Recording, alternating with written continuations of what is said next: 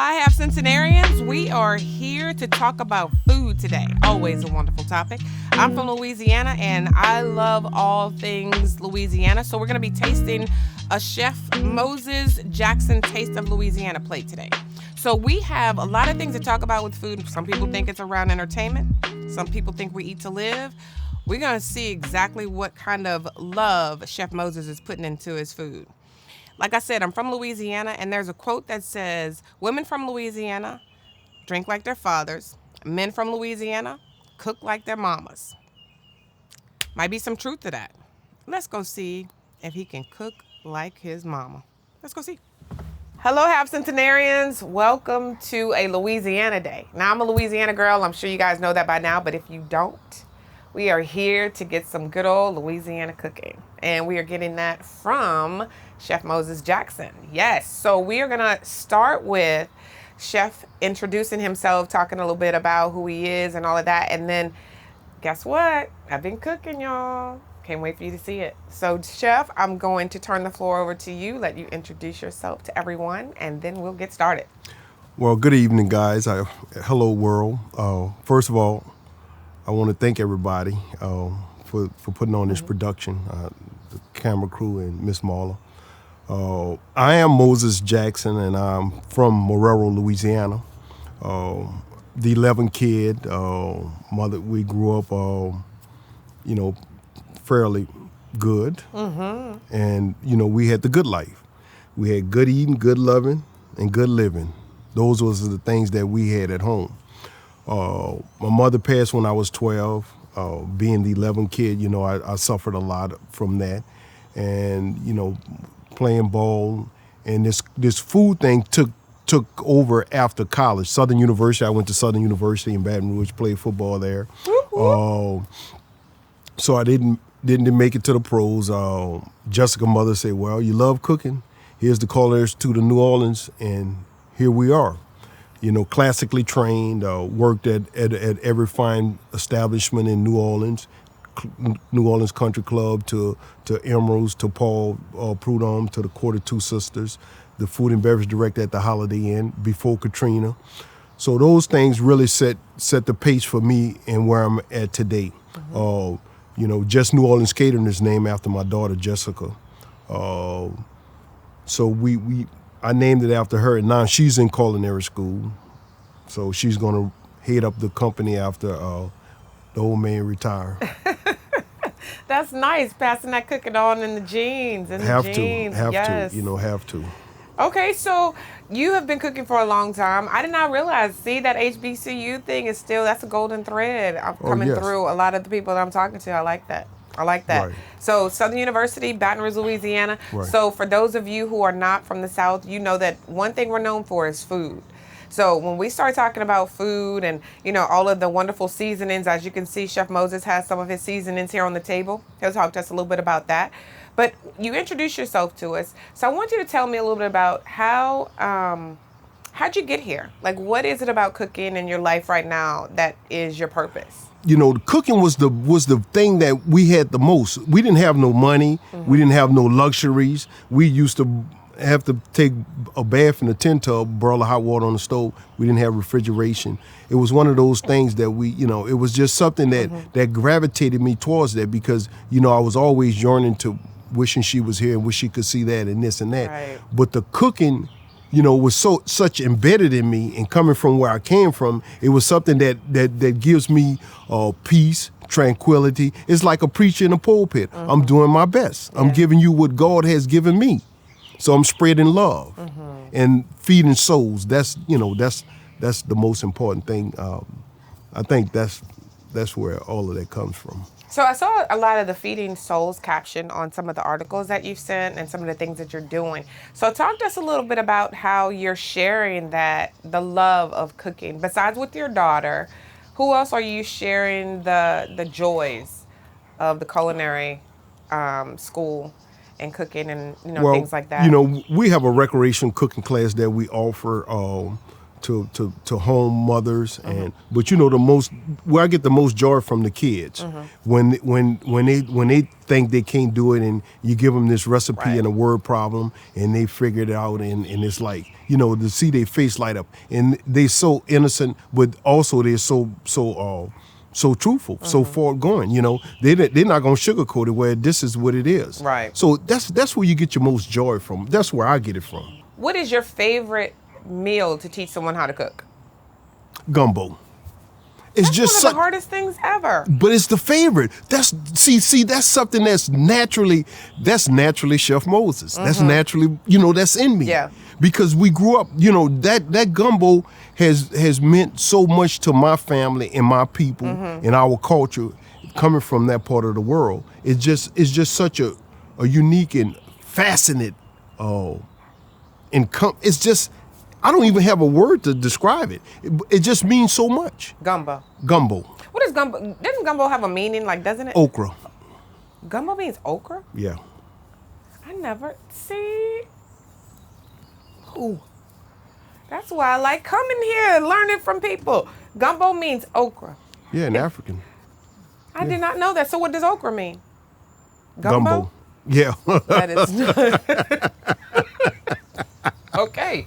All right. So No. if you were to give somebody a secret to cooking, what would you tell them? Someone who's like timid in the kitchen. How would you get them to open up to cooking? First of all, I would have them to relax. Give them a glass of wine, a cup of coffee, whatever it is to get them on an even keel. But the most important ingredients into cooking is putting your heart and soul into it. Okay.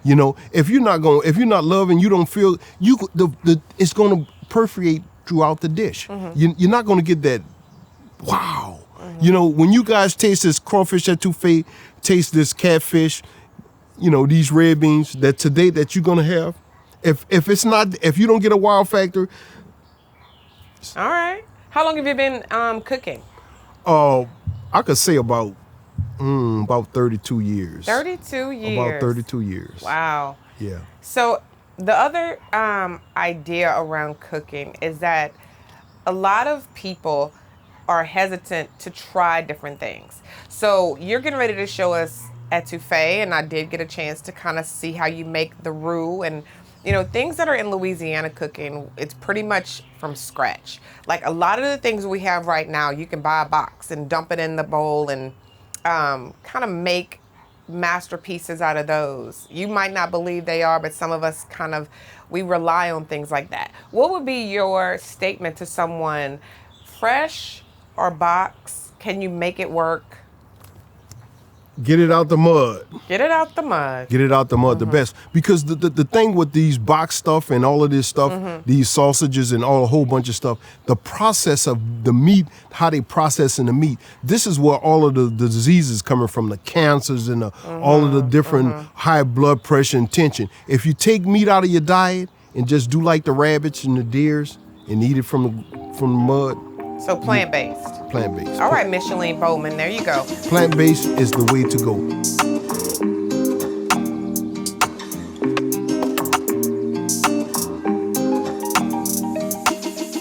All right, we are just out of the kitchen, Chef. I'm hot and tired from all the cooking.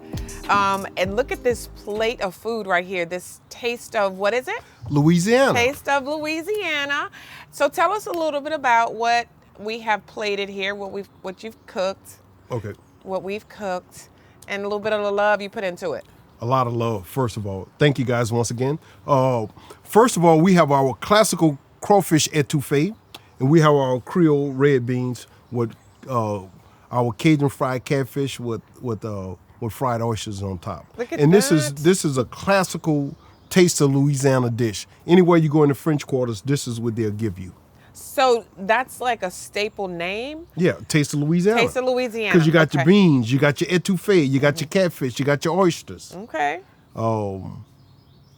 It looks delicious. And let me just tell you guys, I wish it was scratch and sniff. I really do.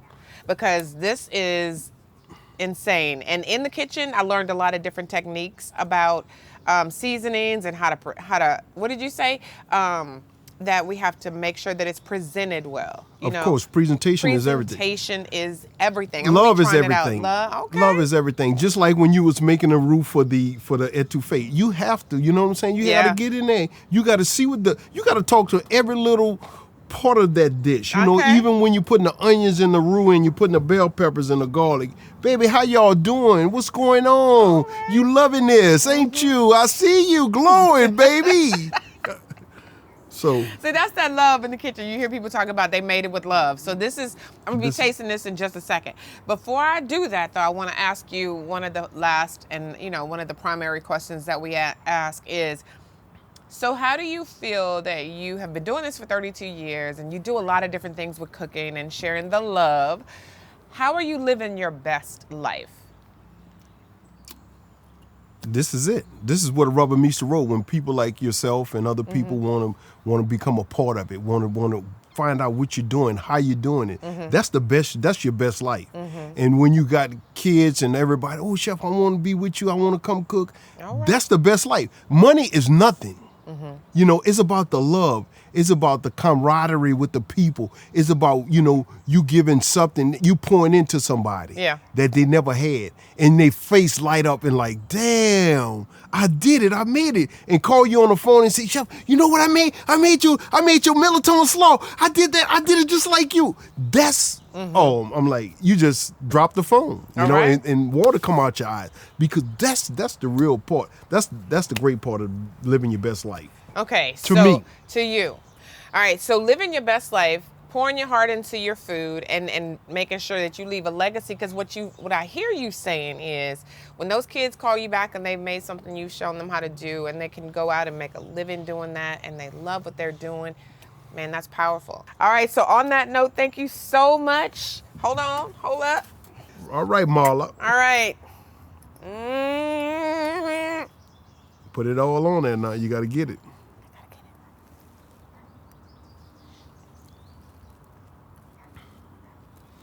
I make them say, no. So what are you tasting? What is happening on your palate? Love, spices. Okay. I didn't even get the beans. You guys listen. Check out Chef Moses Jackson. We have his Instagram. We have his Facebook, rather, and his website. We are so excited. I've learned a lot. Might even go back and cook this on my own. Love in the food. That's love that. Get you some seasoning, y'all. You better. That's the only way. All That's right, all that the love Louisiana right there. love. Thank you, guys. This is awesome. I gotta go back and eat. Go and eat. Thank you, guys. See you soon. Hi, Half Centenarians. We are here in Atlanta, Georgia. We were just in Baton Rouge and New Orleans, Louisiana. Who knows where we will be next? That's totally up to you. We are so excited to bring these wonderful people and Half Centenarians into your homes. And hey, you can subscribe to YouTube and see every Thursday a new episode. Also, I want you to remember to send 3 names of people who are influencing you. Hey, it could be you. It could be you. I would love to sit down and talk to those people, talk to you. Let's get things rolling. Let's remember, we're living in silos, but we want to share our information with everyone. So excited. It has been my pleasure to bring these wonderful people to you. I look forward to seeing you, speaking with you, and sharing. Be safe. Be careful. I'll see you soon.